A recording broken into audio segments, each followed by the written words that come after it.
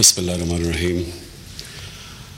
Honorable Ministers, Services Chiefs, Parliamentarians, diplomats, Honorable diplomats, Khawatین و حضرات,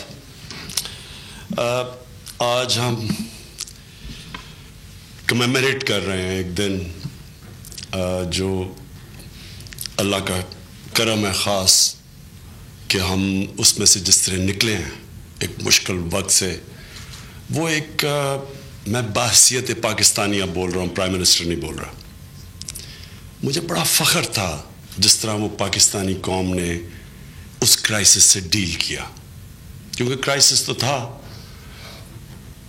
اگر آج اللہ کا شکر ہے کہ وہ ایگریویٹ نہیں ہوا, اگر وہ حالات بگڑے نہیں, تو اس میں صرف اور صرف ایک پاکستانی قوم کی میچورٹی سامنے نظر آئی تھی.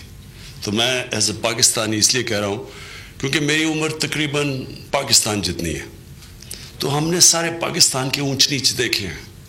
65 وار بھی مجھے یاد ہے, 70 میں جو اس قوم کو شوق ملا تھا, جو تکلیف ہوئی تھی, وہ بھی مجھے یاد ہے. اور اس کے بعد ہم نے اونچ نیچ دیکھی اپنے ملک کی. لیکن ایک انسان کی اور ایک قوم کی پہچان ہوتی ہے وہ ایک کرائسس میں کیسے بیہیو کرتا ہے. ایک بڑی اچھی سیئنگ ہے کہ کریج کی ڈیفینیشن ہے, کریج کی گریس انڈر پریشر, کہ مشکل وقت میں کس طرح ایک انسان اپنے آپ کو سسٹین کرتا ہے. تو کیونکہ یہ جب ہوا ہمیں پتہ تھا پلوامہ کے بعد کہ ہندوستان نے کچھ کرنا ہے, کیونکہ ہماری انٹیلیجنس رپورٹس سب یہ بتا رہی تھیں کہ وہ کوئی ان کی تیاری ہے کچھ کرنے کی, تو ہم تیار تھے. اور جب وہ ہوا صبح کے میرے خیال میں 3 بجے تھے, ایئر چیف کا جب مجھے ٹیلی فون آیا کہ انہوں نے بومبنگ کی ہے, تو اس کے بعد جتنا بھی ہمارا رسپانس تھا وہ ایک میچور ملک کا تھا.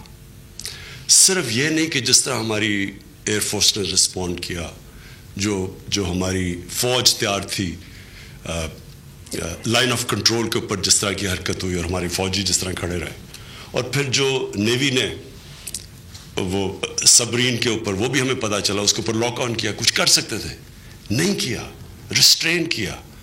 جس طرح ہم نے پائلٹ واپس کیا, وہ ایک میچور قوم کی نشانی تھی. اور یہاں میں اپنے میڈیا کو کہنا چاہتا ہوں کہ ہمارا جو میڈیا کا رسپانس تھا, ہمارا میڈیا نے میچورٹی دکھائی. آپ کانٹراسٹ کریں جو ہندوستان میں ہو رہا تھا, جو ان کا میڈیا کا رسپانس تھا, جو ان کے پولیٹیشنز کا, اور کانٹراسٹ کریں جو پاکستان میں ہو رہا تھا. بالکل ایک میچور قوم بن کے سامنے آئی, ایک کرائسس کو ٹیکل کیا. ہم پینک بھی کر سکتے تھے. جب پتہ چلا صبح 3 بجے جب پتہ چلا کہ انہوں نے بومبنگ کی ہے, ہمیں تو نہیں پتہ تھا اس وقت کہ کیجولٹیز ہوئی ہیں یا نہیں ہوئی. ہم نے پہلے تیاری تھی کہ ہم نے کدھر ان کو ہٹ کرنا ہے, تو اسی وقت رسپونڈ کر سکتے تھے. لیکن ہم نے انتظار کیا, اگلے دن ریئلائز کیا کہ نہیں کیجولٹیز ہوئی. جب کیجولٹیز نہیں ہوئی تو پھر اکارڈنگلی رسپونڈ کیا. اور پھر سے میں ریپیٹ کرتا ہوں, جو پائلٹ سے کیا, یہ ساری ریفلیکٹ کرتی ہیں کہ ایک قوم میچور ہو چکی ہے. اور مجھے بڑے فخر ہوا اپنی قوم کے اوپر جس طرح انہوں نے ڈیل کیا. اور میں پھر سے عوام کا کیا ریئیکشن تھا, پولیٹیشنز کا کیا ریئیکشن تھا, اسمبلی کے اندر کس طرح ہم نے ساری اختلافات کے باوجود ساری پولیٹیکل پارٹیز ایک پیج پہ آئیں. اب میں تھوڑا سا ذرا سیناریو جو اس وقت ہے جو ہمارے نیبر کا, میں اس کو صرف پہلے تو اپنے لوگوں کے لیے بریفلی ڈسکرائب کرنا چاہتا ہوں, اور اس کے بعد تھوڑی اینڈ میں ڈپلومیٹک کمیونٹی بھی اور باہر کے ملک کے لیے بھی میں اس کو ڈسکرائب کروں گا. دیکھیں اس وقت جو مسئلہ ہے, ہندوستان ایک بڑی مشکل میں پھنس گیا ہے. ہمارے ان سے جس طرح کے بھی تعلقات رہے, اونچ نیچ رہی ہے بیچ میں تو ہندوستان کو بڑی اچھی طرح جانتا ہوں. کرکٹ کی وجہ سے مجھے شاید ہی کسی پاکستانی کو اس طرح کی پذیرائی ملی ہو, رسپیکٹ ملا ہو جو مجھے ملا ہندوستان میں. اور جو ہندوستان میں جانتا ہوں اور جو جانتا تھا, وہ بالکل ایک ایک بڑے خطرناک راستے پہ نکل گیا، اور یہ سب سے زیادہ اس کا نقصان ہندوستان کو ہونے والا ہے، ہو رہا ہے، اور آگے مزید اور ہوگا، کیونکہ جس راستے پہ وہ نکل گئے ہیں اس میں سے واپسی بڑا مشکل ہے۔ جو انہوں نے ایک ریسسٹ، ایک ٹوٹیلیٹیرین، ایک فیشسٹ جو آئیڈیالوجی اڈاپٹ کر لیا ہے آر ایس ایس کی، یہ یاد رکھیں کہ جب بھی دنیا کی آپ تاریخ، کوئی بھی دنیا کی تاریخ دیکھ لیں، جو بھی قوم اس آئیڈیالوجی پہ گئی ہے وہاں ہوا ہی خون ہے اس کے بعد۔ یہ اس کی لاجیکل کنکلوژن ہی خون کی طرف ہے، کیونکہ جب آپ کسی ایک multi ethnic racial religious community کو جب آپ یہ کہتے ہیں کہ ایک ریس سب سے سپیریئر ہے اور ایک دین باقی انفیریئر ہے، اور پھر آپ نفرت کے اوپر بلڈ کرتے ہیں کہ آپ کی، اگر آپ اور اوپر اس لیے نہیں پہنچے کیونکہ اس ہیومن کمیونٹی کا قصور تھا، تو آپ نفرت کے اوپر جب یہ بلڈ کرتے ہیں، آپ کہیں بھی دنیا میں اٹھا کے دیکھ لیں، یہ ہوتا ہی خون اینڈ میں جا کے۔ نازی جرمنی جس سے انہوں نے انسپائر ہو کے آر ایس ایس نے یہ ساری اپنی آئیڈیالوجی بنائی، نازی جرمنی میں دیکھ لیں کیا ہوا۔ اس کے علاوہ روانڈا میں دیکھ لیں، ساؤتھ افریقہ میں جدھر ایک ریس اوپر آ گئی اور باقیوں کو انہوں نے کیا کیا ان باقیوں سے۔ میانمار میں دیکھ لیں، ادھر ایگزیکٹلی یہی ہوا کہ وہ بھی بدھسٹ ایک ریس اوپر آئی اور دوسری مسلمانوں سے انہوں نے کیا کیا۔ بوسنیا میں کیا ہوا کہ جب سربین نیشنلزم اوپر گئی، انہوں نے جو قتل عام کی وہاں، یہ لاجکلی یہ اس طرف ایک ہی طرف جا رہی ہے۔ ایک انہوں نے ہندوتا، ایک فلسفی جو وہ اوپر لے آئے ہیں، اور وہ نفرتیں پھیلا رہے ہیں مسلمانوں کے اوپر اور اس کے بعد کرسچنز کے اوپر، اور پھر یہ باقی بھی ساری ان کی جتنی بھی مائنورٹیز ہیں آخر میں اس کی طرف بھی جائے گی۔ اس کا نتیجہ اس لیے خوفناک ہے کیونکہ پیچھے ہٹنا یہاں سے بڑا مشکل ہے۔ اگر یہ یہاں سے پیچھے ہٹتے ہیں، یہ جو ان کی لیڈرشپ جدھر پہنچ گئی ہے، اگر یہاں سے پیچھے ہٹتی ہے، ان کو جو ایک قسم کی یہ جو نیشنلزم اور ریسزم یہ جو انہوں نے اٹھا دی ہے، یہ ان کو پیچھے نہیں ہٹنے دے گی۔ آپ مارکسزم کا دیکھ لیں، جب کوئی مارکسسٹ آتے تھے تو ان کو کون جاتا تھا؟ جو الٹرا مارکسسٹ ہیں وہ ان کے پیچھے پڑ جاتے تھے۔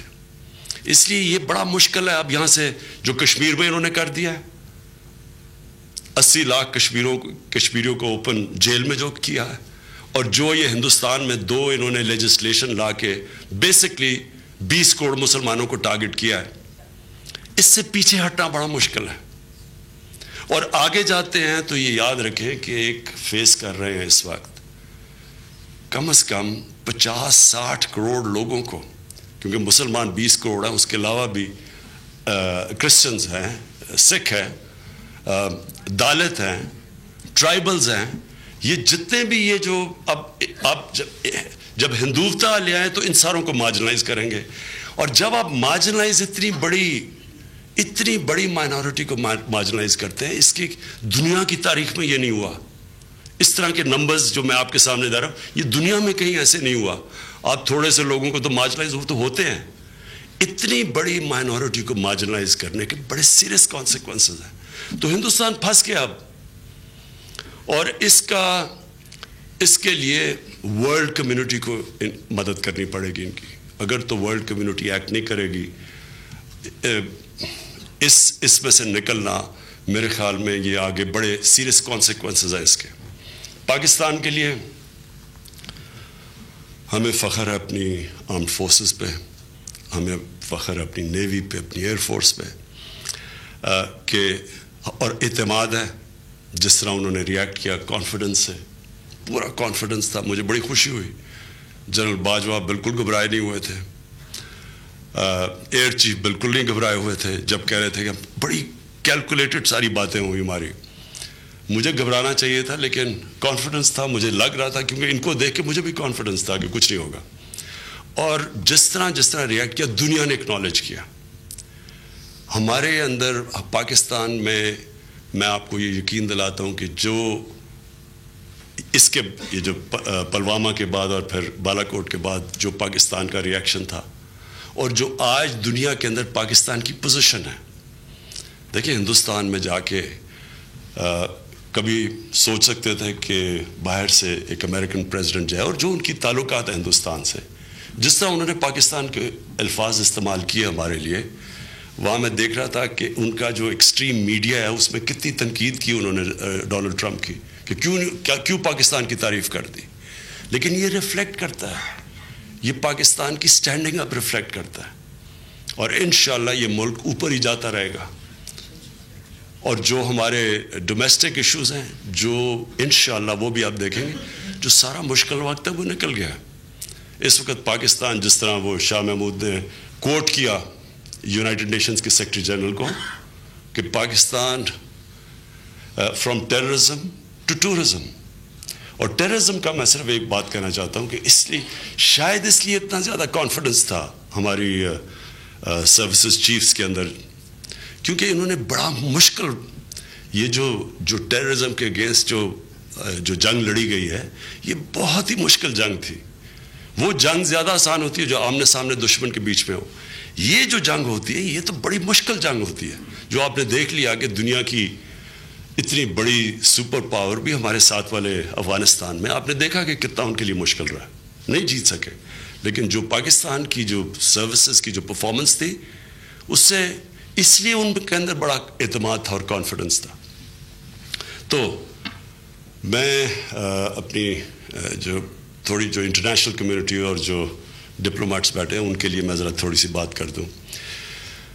To the honourable diplomatic community and to the international community, my fear about the way the road that India has taken, I feel that unless the world community intervenes, India is seriously taken a path which is going to be self-destructive in India, because when an ideology based on racial and in this case also religious superiority, which is what that ideology of Hindutva is, and I'm sure that the international community knows that this ideology has been inspired by the Nazis in the 20s and 30s.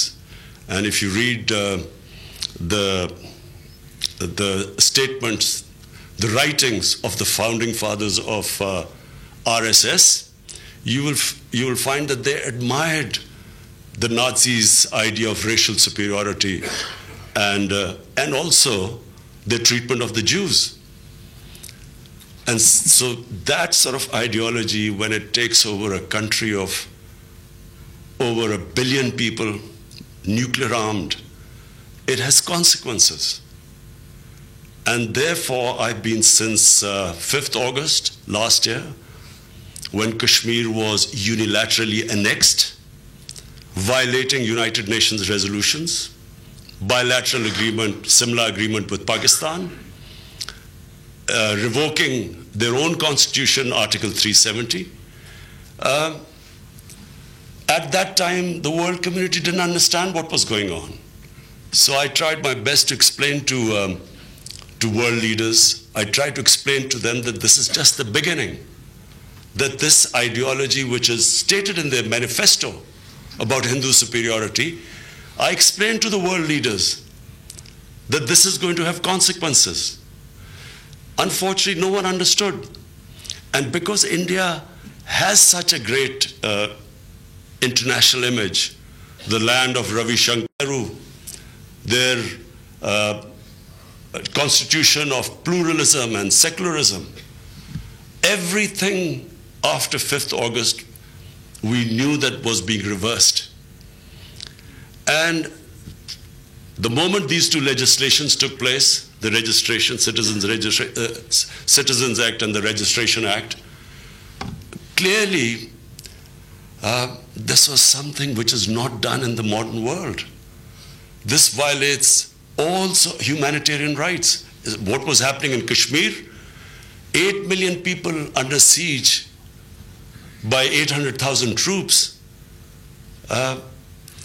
as if they were not humans. And then followed by these two legislations. And what is happening right now in India? Gangs of RSS, equivalent to who were inspired by the Hitler brown shirts, them going and beating up people, and what was happening last night in Delhi. Unfortunately, this will get worse. And so my appeal to the international community is that this is the time to take action, to ask where this huge subcontinent is heading. It's not just a concern of Pakistan. It will concern the whole of the world. And if the international community does not act now, things will just keep getting worse. Because where this RSS-led government, this Modi government, where it is headed, as I explained in Urdu, it's impossible once this sort of ideology comes out of the bottle, once this genie comes out of the bottle, it's impossible to put it back in again. Because once these heady concepts of racial superiority, ultra-nationalism, once they get out from, as I said, from the bottle, it's not possible to again tell them that no, we got it wrong. And so, with such a huge minority which will be excluded, and you're talking about 500 million people, including 200 million Muslims, Sikhs, Christians, Dalits, tribals, this is over 500 million people which will be excluded from the mainstream according to the Hindutva ideology. So what are the consequences of this? What we saw in Delhi last night is just the beginning. I don't see how this is going to stop. I don't see how, from where the Modi government has gone, how it will take back these two legislations.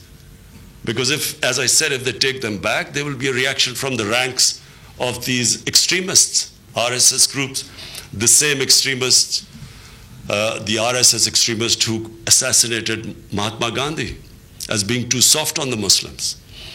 And therefore, I feel that the international community must take notice, or if not, if they don't act right now, at least they should observe what is going on.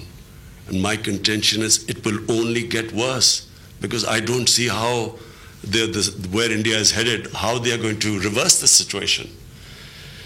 मैं आखिर में फिर से आज tribute पे करना चाहता हूँ अपनी आर्म्ड फोर्सेस को. जिस तरह हमने हैंडल किया सारा, मैं अपनी कौम को ट्रिब्यूट पे करना चाहता हूँ. अपनी पॉलिटिकल जो हमारी लीडरशिप है नेशनल असेंबली में, जिस तरह उन्होंने अपने मीडिया को, कि हमारे मीडिया ने वो हरकतें नहीं की. हिंदुस्तान का मीडिया अगर आप देखें तो इतनी इमेच्योरिटी और इस तरह की चीज़ें वहाँ जो कही जाती हैं, यानी कोई भी दुनिया का रिस्पॉन्सिबल मीडिया इस तरह की हरकतें नहीं करता. कि यानी वो पूरी कोशिश करते हैं, एग ऑन करते हैं कि अब जंग हो जाए, मारो पाकिस्तान को, ये करो. सारी इलेक्शन कैंपेन ही लड़ी गई एंटी पाकिस्तान, पाकिस्तान को बुरा भला. वो जो हमने पायलट वापस किया, उन्होंने सारी कैंपेन ही ये चलाई कि जी इतना हमारे से खौफजदा थे कि उन्होंने पायलट वापस कर दिया. यानी वो बजाय ये कहने के कि एक कौम, एक मैच्योर कौम ये रियलाइज करती है कि मिलिट्री सॉल्यूशंस होती नहीं है. ये तो सिर्फ मिलिट्री अपनी कौम को डिफेंड करती है जो हमारी मिलिट्री ने किया. लेकिन आप कोई भी मिलिट्री से मसले हल करने जाते हैं, दुनिया की तारीख ये बताती है कि आप मिलिट्री से एक मसला हल करते हैं, 5 और मसले खुल जाते हैं. आप अलकायदा के पीछे इराक में जाते हैं और आईसिस क्रिएट कर देते हैं.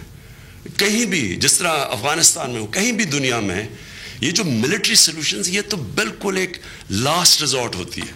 लेकिन उन्होंने ये हिंदुत्व की फिलॉसफी उधर तक पहुंचा दी है कि उनको ये अपनी कौम को बता दिया है कि आपसे बड़ी कोई कौम है ही नहीं, आपसे कोई सुपीरियर लोग है ही नहीं.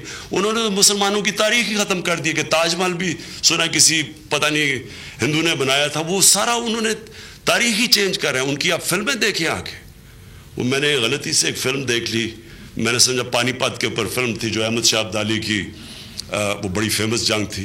وہ فلم دیکھی, وہ کوئی اس فلم کے اندر صرف اور صرف ہندو تھا کہ وہ اتنے بڑے ویلنز دکھا دیے مسلمانوں کو کہ مجھے فلم بند کرنی پڑی آخر میں, کہ وہ لگا کہ وہ اصل میں وہ احمد شاہ ابدالی جیتا نہیں تھا, وہ جنگ ہار گیا تھا. یہ جو ڈسٹورشن ہو رہی ہے ہٹلر ہسٹری کی, یہ قائد اعظم نے کہا تھا اپنے, انہوں نے ان کے آپ ایڈریس پڑھے, انہوں نے کہا تھا ہماری ہسٹری فرق ہے. انہوں نے یہ ساری چیزیں جو قائد اعظم نے, میں تو آج اس دن خاص داد دینا چاہتا ہوں اپنے گریٹ لیڈر قائد اعظم کو کہ انہوں نے یہ ساری چیزیں پریڈکٹ کی تھیں.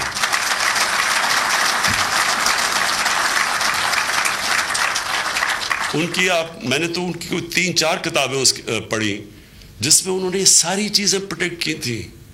انہوں نے جب ہندو مسلم یونٹی کے وہ ایمبیسڈر کہلائے جاتے تھے, وہ یہ چیزیں دیکھ کے وہ پیچھے ہٹنا شروع ہوئے, اور پھر اینڈ میں وہ کہتے گئے مسلمانوں کو کہ تمہیں نہیں پتا کیا ہونے والا ہے, تم انگریز کی غلامی سے نکل کے ہندو کی غلامی میں جانے والے ہو. یہ ساری چیزیں انہوں نے کہی تھی جو آج نریندر مودی کے ہندوستان میں ہو رہا ہے. میں آپ سب کا شکر گزار ہوں. میں اپنی قوم کو آج خاص طور پہ اس دن کہنا چاہتا ہوں کہ انشاءاللہ جو ہمارا ملک میں جو جس ڈائریکشن پہ ہم جا رہے ہیں, انشاءاللہ آپ دیکھیں گے کہ یہ وہ عظیم ملک بننے جا رہا ہے جو ہمارے گریٹ لیڈر قائد اعظم کی خواب تھی. شکریہ. سبسکرائب کریں اور بیل دبائیں تاکہ کوئی خبر رہ نہ جائے.